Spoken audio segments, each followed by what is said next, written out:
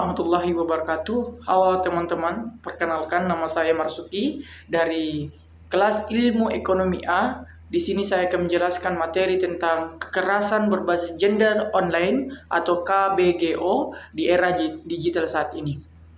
Nah, di era saat ini, perkembangan globalisasi sangat pesat pada bidang teknologi, informasi, dan komunikasi. Seiring berkembangnya teknologi, diikuti juga dengan perkembangan jenis kejahatan di dunia maya, terutama kasus kejahatan kekerasan berbasis gender online ini.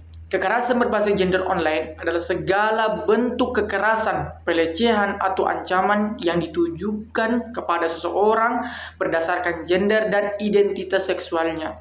Nah, yang dilakukan di fasilitas atau diperparah melalui teknologi digital dan internet.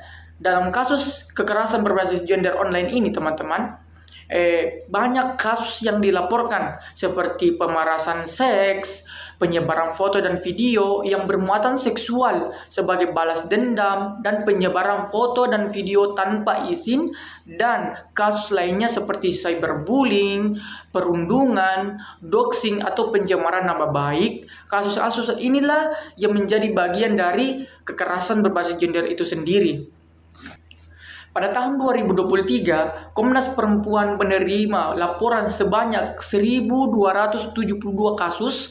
Meningkatnya banyaknya institusi yang membuka pelayanan untuk penanganan korban KBGO di Indonesia setelah disahkannya Undang-Undang Tindak Pidana Kekerasan Seksual pada tahun 2022, di mana dalam undang-undang tersebut mengatur mengenai kekerasan seksual yang dilakukan dalam ranah cyber, salah bentuk kekerasan, sehingga kesadaran masyarakat akan lebih meningkat untuk melaporkan kasusnya. Gentingnya persoalan KBGO juga menjadi perhatian dunia sehingga menjadi salah satu tema penting dalam pertemuan tingkat Menteri Komisi 1 Perempuan pada tahun 2022. Nah, kasus ini teman-teman, KBGO ini sangat parah di Indonesia, teman-teman.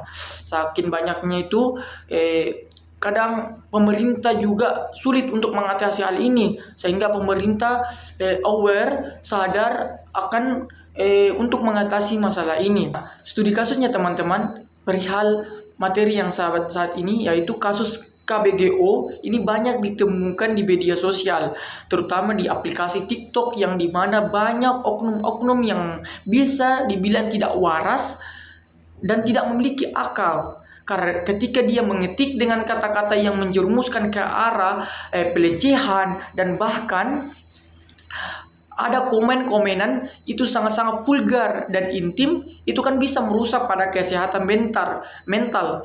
Mereka dibully atau perkataan yang tidak senonoh. Ada juga kasus KBGO baru-baru ini terjadi salah satu kampus Indonesia, yaitu IPB, Institut Pertanian Bogor, yang dimana kasus ini yaitu pelecehan di grup WhatsApp yang terlibat 16 mahasiswa yang teridentifikasi terlibat dalam pelanggaran tata tertib kehidupan kampus dan tindakan pelecehan seksual, yang dimana obrolan di dalam grup WhatsApp tersebut sensitif dan merendahkan bagian tubuh perempuan. Akhirnya pihak kampus pun memberikan sanksi skorsing selama 1 semester kepada 16 mahasiswa tersebut.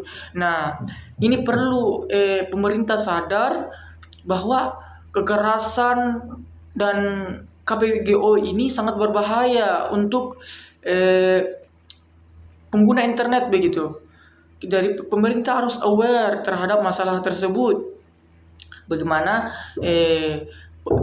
orang-orang yang terkena KBGO, kasus KBGO ini bisa itu mempunyai sadar untuk melapor, tidak takut akan hal seperti terjadi IPB ini.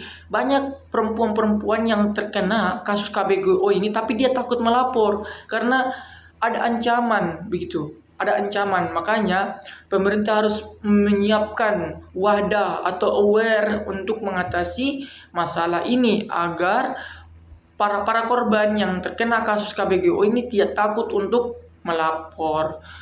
Mungkin itu saja dari saya tentang materi kasus yang saya bahas ini tentang KBGO ini di Indonesia. Kurang dan lebihnya mohon dimaafkan, dan terima kasih teman-teman untuk menonton. Bye bye.